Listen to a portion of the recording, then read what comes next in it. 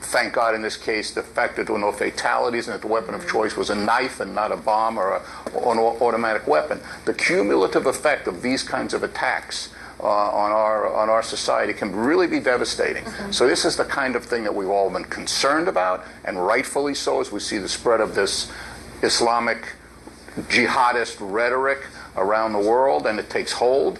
And this is the effect of it. It can be, and it's something to be really, really concerned about. Well, and because there doesn't have to be an investment in infrastructure or direct communication. Exactly. I mean, people are simply inspired. In fact, we know the online magazine Inspire tells people how to build bombs, how to go after public soft targets, all kinds of things like that.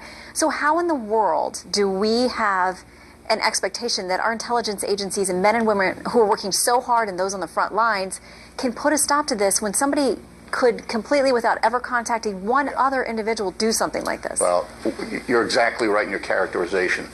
If they really do it without contacting any other person, it's extremely difficult. And frankly, what you have to depend on is that somebody in their circle of acquaintances or somebody in their daily, who they have contact with in their daily life, becomes suspicious and picks up that phone and calls law enforcement, because your normal intelligence activities are not going to give you every one. What about this worry that people have, that if they have a suspicion about somebody who is maybe a different background than them, a different nationality, but they think they're behaving strangely, and they're so hesitant for fear of being labeled as racist or some other negative label, that they worry about making that report? Well, the only thing you can do is urge them to overcome that concern. When you balance that against the potential consequences of not reporting it, you hope that people make the right decision. It's understandable given the climate that people would have that reluctance, but the consequences of not reporting can be